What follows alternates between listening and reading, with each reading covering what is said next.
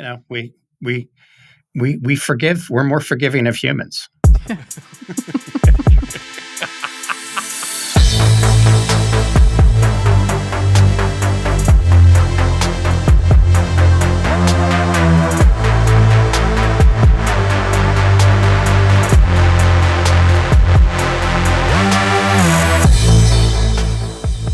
Welcome to Cloud Realities, a conversation show exploring the practical and exciting alternate realities unleashed through cloud-driven transformation. I'm Dave Chapman. I'm Sjoukje Rob. And I'm Rob Kernahan. And this week we're going to be talking about the additional security risks AI might open up. Obviously it's on everyone's agenda at the moment, organizations and governments thinking about how we deal with AI in society and how we might govern and regulate that.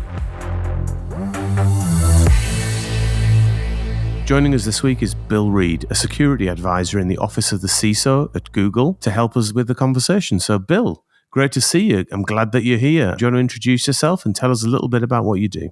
Sure. Thank you. Thank you for having me on the show. So I am a security advisor in our office of the CISO, part of Google Cloud. And we're a group of former security leaders and CISOs who found our way here to be part of the cloud business here at Google. And we work with security leadership and security professionals across our customer base as they are trying to tackle various security challenges, regulatory compliance challenges associated with the adoption of cloud more broadly across their businesses. And I came out of the healthcare and life sciences industry and so tend to focus much of my time in that space. And my colleagues have come out of a variety of other sort of industry domains as well, and they tend to focus on customers in those spaces. And our job is really to partner with our customers to help them solve the challenges that they're facing as they're adopting cloud. Okay, so let's maybe dive into the conversation around the heightened security implications around AI by just stepping back a second and just setting out what they are.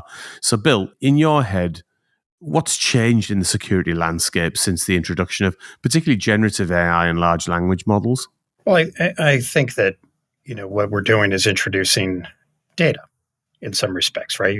We're introducing the idea of programming a model with training data sets and validating those models and testing those models, and in some respects, taking what maybe previously was really just about application development to kind of a new level, which is now I'm actually in some respects programming a model through the application of data.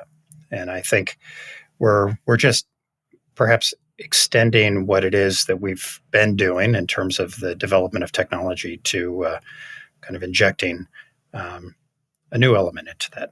And that's really from the perspective of adding now those data. And what does that do? Does that change the attack surfaces or something like that from a point of view of a rogue agent?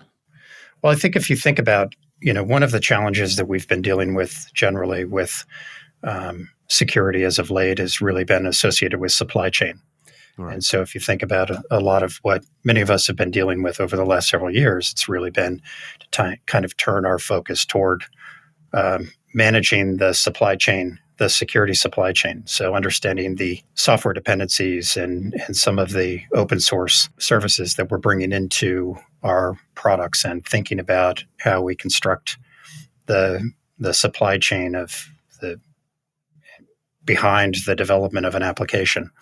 And I think that in some respects, now what we will continue to need to do is to think about supply chain, but perhaps not only from an application perspective, but I think as well thinking about it from a data perspective. So if you think about like, where am I gaining data for model training? I'm going to be concerned about provenance, much like I would be concerned about provenance in the software supply chain. So if you think about it, maybe it's really about a model supply chain. And so it's not just the software that we have to be, I think, paying attention to, but really thinking carefully about, do we really understand the provenance of those data that were used for building that model? And the potential consequences, both from an attack on the data model is your AI basically starts to spew out incorrect information, misleading information. So you can see how, in the light of what happened with Facebook during recent elections and certain things going on in different countries, how attacking a data set could actually be exceptionally disruptive in a world of widespread AI, right? Yeah, I think it's more, more about introducing unexplainability. If I, as opposed to kind of going to really a dire space, I think it really is a question of, if I really don't understand the data set on which I've trained, and I really don't understand whether or not those data have validity, and appropriateness, and no bias. I really don't understand likely what the output of that model is going to be. And it starts to behave in ways which may not be as predictable or knowable as I would like it to be. And I think that when we get into the application of these types of models toward assisting us in our daily lives, whether that's helping us identify new drug compounds, or whether that's helping us have autonomous vehicles, or whether that's helping us with a variety of other services, the unknowability, I think, is one of the things we'd like to avoid, and we'd like to be able to explain. And in particular, I think, regulators often look at trying to understand, do you understand what's behind your work? And do you understand how something behaves? Yeah, indeed. Rob likes to introduce unexplainability into almost every conversation. Well, it's that thing about you could store up through a data set, if you're very good at it, put some subtlety in and store up an unintended consequence for the user. And it's like that sophistication. That goes back to the software supply chain with SolarWinds, where they actually managed to inject the back door into the software code right at the beginning. It all got cryptographically signed and sent out, and it looked absolutely pucker. But actually, they were able to control the system for some time due to the level of sophistication. I suppose this is brute force affect the data, but I suppose the art form is in how subtly can you manipulate it to get the system to make the wrong decision or guide the organization or the nation state in the wrong way. I suppose, Bill, do you have a view on that? And then I suppose it's the real time versus the trained model, overlearned data sets that are very large. Is there a difference in your view? Yeah, I think if you look at some of these training data sets, they're incredibly large. And so then the question becomes, well, how much data does it take to actually cause a deviation that would be meaningful in the model over those vast amounts of training data? And I think that we're going to really have to pay attention to trying to better understand that, to understand what would be meaningful manipulation. And I suppose when you think about, we talked previously about passing control to the algorithm. So how much risk do you accept or allow the algorithm? How much autonomy do you give the algorithm to do stuff? So like, is it a trading platform where there's a lot of money at risk versus something that might cause risk to life, like a self-driving car? There is that. How do I balance the risk off to know that my data set is pure, it's got good efficacy, and I can trust it? And I suppose that's that. Is that causing a rise in new ways to think about security from an AI and algorithmic perspective? Because we used to put stuff in, stick it through a very particular testing profile. It's got known outcomes, but with this sort of AI and self-learning, you can start to get this algorithm that can change over time and perform different behaviors. Is that causing a need to think about it completely differently, maybe a rise of a new security discipline, perhaps?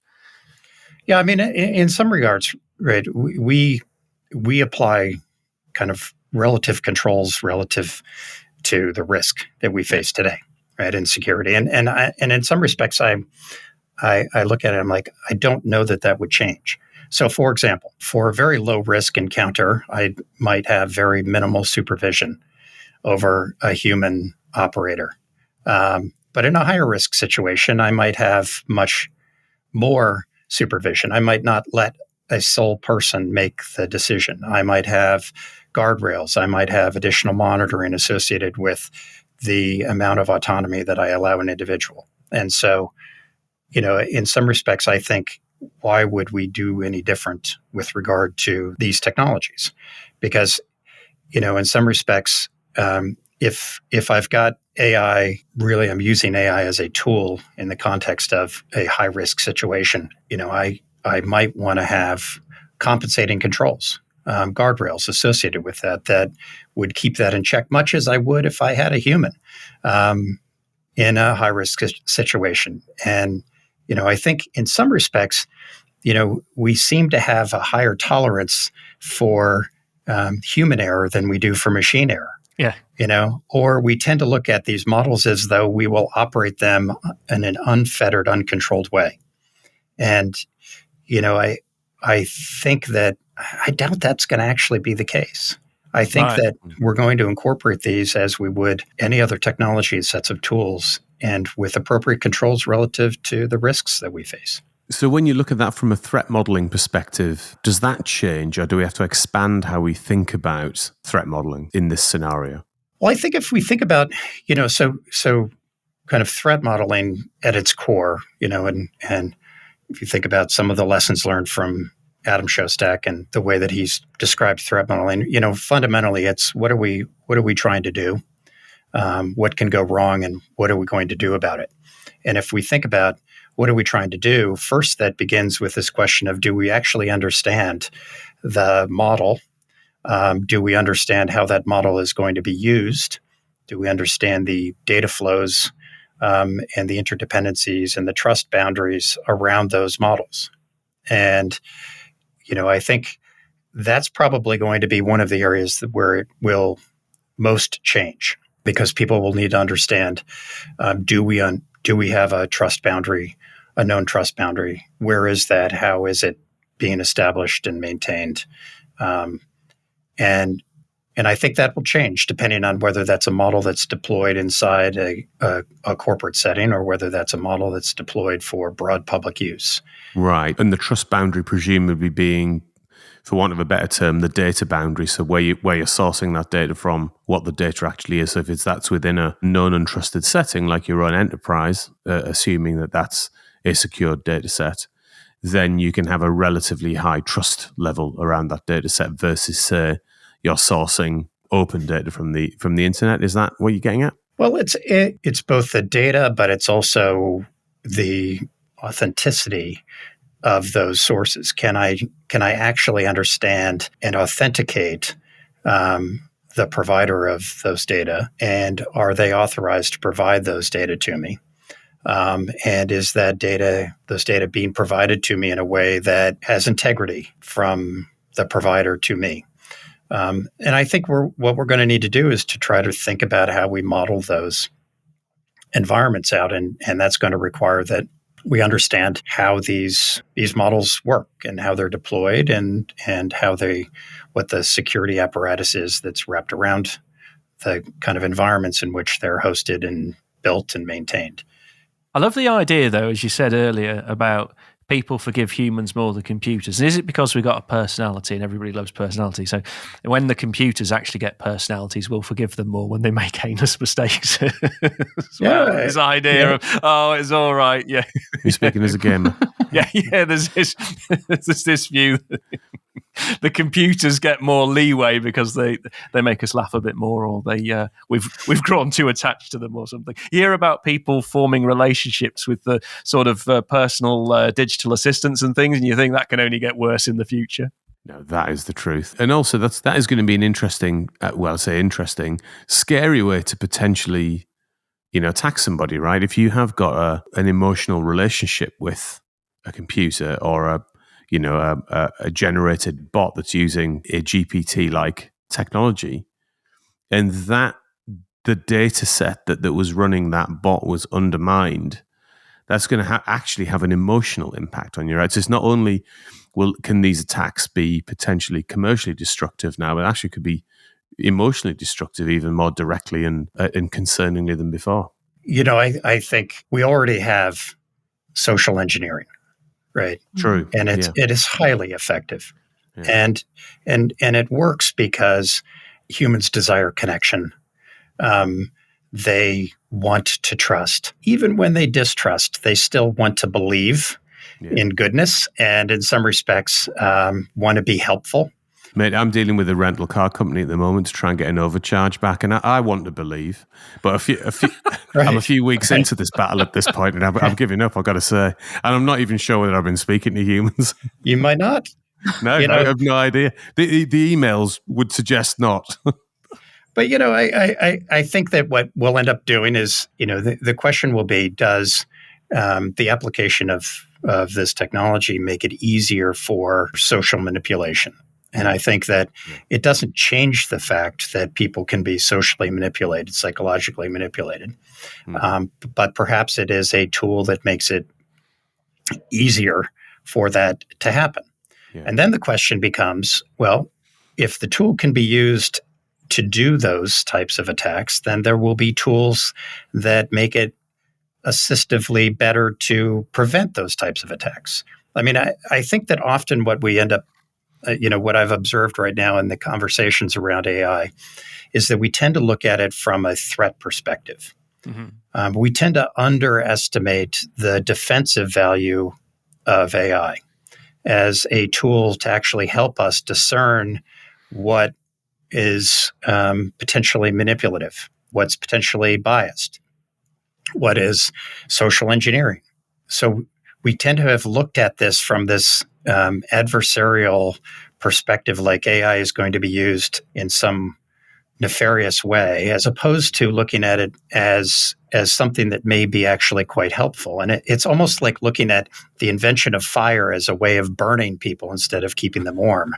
And it's a good analogy. That I like that, right? Yeah. Brilliant. And we sit there and we go, well, fire is dangerous because it's going to burn people. And meanwhile, there's, huddled masses of cold people, right, who need technologies that help, warm them. And so in some respects, I look at this and try to unearth where are the positive elements toward improving securability in the mix of all of this. And I think that there's, if you think about one of the big, just go off on this tangent for a second. One of the big challenges in security, for example, is that we deal with massive amounts of noise. Yeah. Right. And we are constantly listening for signal. And we're struggling, right? If you look at the amount of just log aggregation and available log information and trying to discern out of logs true threat, true signal of some sort of event. Well, one of the things that large language models and AI in general are really good at is summarization, the ability to actually go find and amplify the signal out of noise, and do that much more quickly and effectively than often humans can do. And so if I look at that, I think, well, if time to detection is critical, and I can now adopt a technology that massively changes that in my favor, so that I'm much more able to actually detect signal.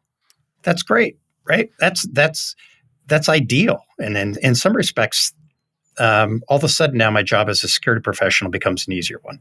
I love the very positive view of AI for a force for good, because actually in the press and everybody, it's all naysayers, it'll be the end of society, the doom, we've got to pause it. But actually taking a different viewpoint, say, how can we use it to defend against the nefarious things that happen to us and warn us, and little warnings pop up and say, no, you don't want to do that. Sorry, I wouldn't click that link. And here's why. I think that's a really nice twist on the narrative, because at the moment it's very negative and it's going to be the end of us all. But actually it could build a bright future. Who knows? Are you just trying to make it up to our robot overlords, Rob, about the other stuff you said? That's right. Yeah, I'm a bit late now. And just hope they're benevolent, as I've said in the past. But it's the you said before, the Frank Herbert vision of the future in June as the AI wrecked it all versus the other perfect Star Trek type society where technology saved us. And I do wonder which path we're going to take. Yeah. I think in some regards it'll probably be a blend.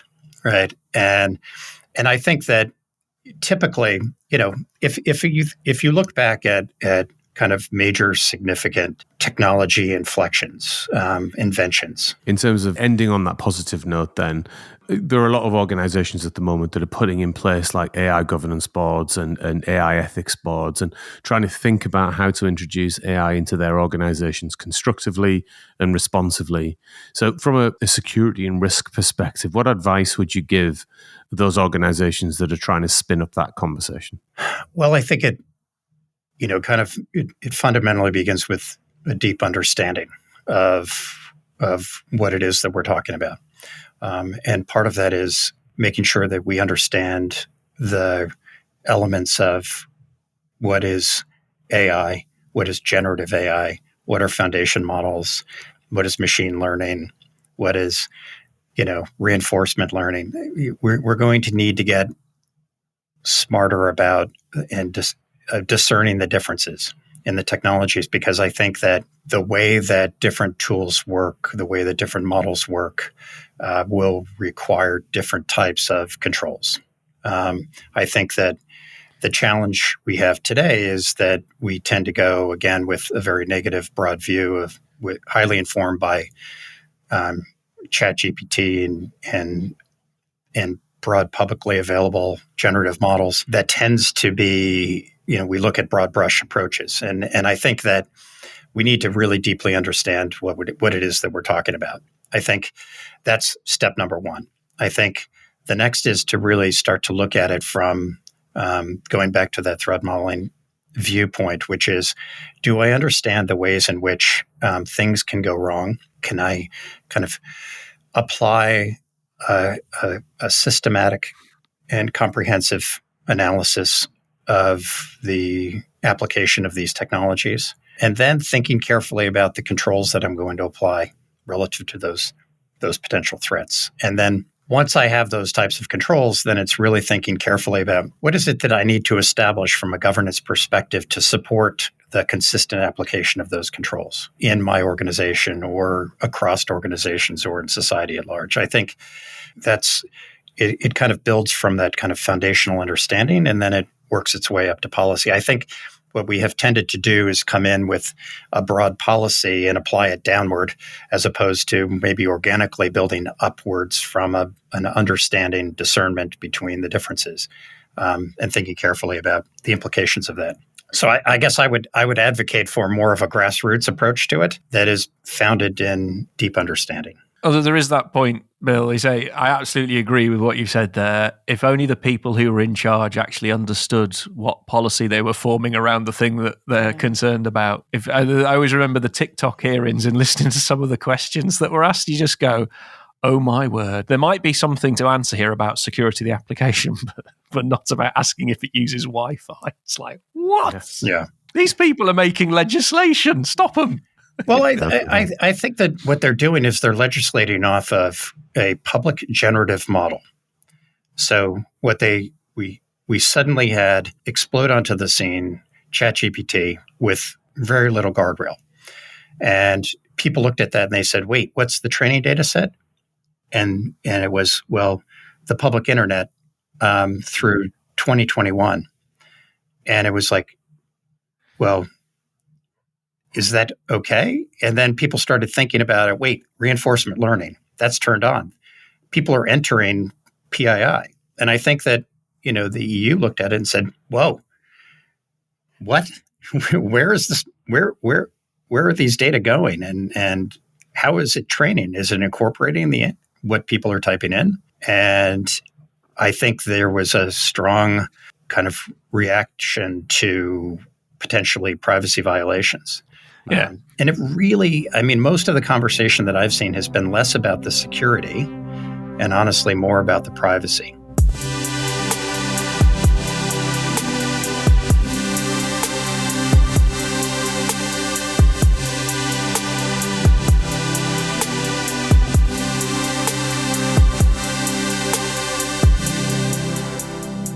Sjoukje, what have you been looking at this week? Each week, I will do some research on what's trending in tech, and this week I want to focus on some successful generative AI examples. So there are basically two different classes of AI systems that are really contributing to the current AI success stories. And those are Generative AI systems that basically create things like pictures, audio, writing samples, etc., but also discriminative AI systems. And they are used to actually predict labels or classifications. So, for example, you can use a discriminative model to predict whether or not an email is spam. So let's dive into a couple of successful use cases that use these two different systems and sometimes even combine the two as well. So first one, pharmaceutical companies are really using generative AI now for designing proteins for medicines. And in manufacturing, different products use generative AI to design physical objects. And in the entertainment sector, ChatGPT and DALL-E, other types of tools are already heavily used in generating conceptual art to guide scenario and environment development. So a question for you, Bill. If we look at the near future, what industries will benefit the most out of generative AI? Interesting. So I spend a fair amount of time looking at healthcare and life sciences as an industry space. And I think that, in some respects, we've been applying AI in tools like AlphaFold, for example, for several years now. And so AlphaFold was a large project where essentially Google open sourced some tools that allowed for the ability to predict protein shapes based on a sequence of base pairs. And I think that, the ability and kind of the capabilities of AI in the biological research space are going to be tremendous. And the primary reason for that is because it is such a data-rich environment. And so if I think about the ability to look across large amounts of data and find meaningful patterns and meaningful differences in those data, it's going to be in that space in particular. And I think that we'll see a fair amount of that in terms of the ability to do drug discovery, the ability to really deeply understand disease. I think that's probably going to be one of the industries most affected.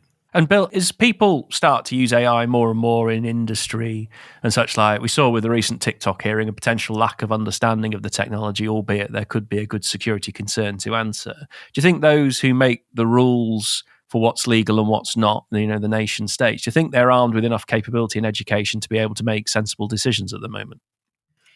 I think they're trying their best. I'm going to give them the benefit of the doubt in this regard. I think that we're all trying to understand the dimensions and the impact of this new technology, and I think that very often,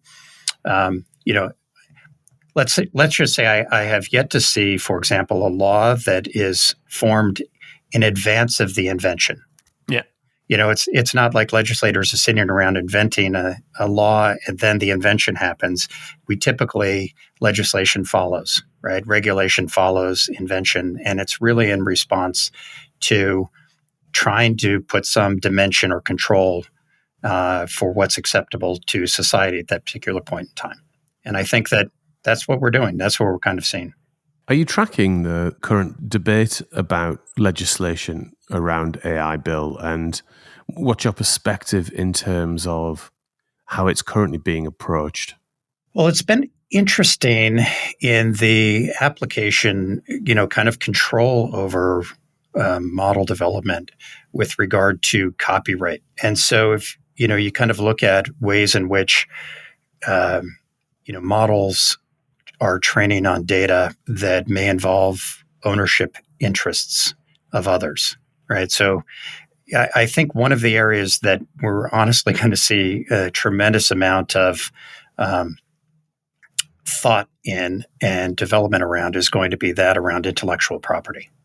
Because if you think about, if I'm training a large data set and that data set is involving the intellectual property of others to create intellectual property, then the question will be, well, where's the ownership interest in all of that? And I think that in some respects, the regulators have looked at that and said, hey, that might be a way of actually introducing some constraint by regulating intellectual property rights and copyright. And just an extension from that then, it's very easy to create videos that look like that's that person talking, a bit of recording of the voice, and you can get them to say anything. What do you think will happen around the right to the individual and somebody representing them online, potentially saying something that is defamatory or misleading, etc.? There's a whole new avenue opening up where somebody at home with a standard computer can make a video of anybody with enough raw data to replicate them on the internet. Yeah, I think we're going to end up testing law. I'm not an attorney, so I'm not going to speculate on what's illegal and legal and that sort of thing. But I do think that we have laws associated with libel and slander, and I think we will see the application of existing law to those new situations, and we'll test the boundaries and the applicability.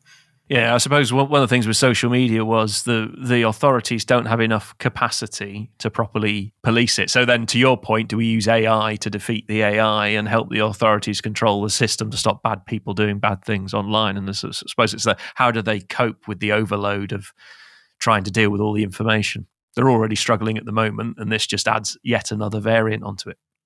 Yeah, I think we don't just rely on regulators to kind of police social society, right? We also have civil lawsuits and civil action and that sort of thing, and it'll be an interesting space. Whatever happens, there'll be a few chapters in a book about it somewhere in the future, won't it? Yeah. Bill, thank you so much for that, and some real food for thought there. And we like to end every episode of the show by asking our guest what they're excited about doing next. Now, that might be, I've got a great restaurant booked at the weekend and I can't wait, I've heard a lot about it, or it could be something you're excited about doing in your day-to-day business life. So, Bill, what are you excited about doing next? Well, let's see.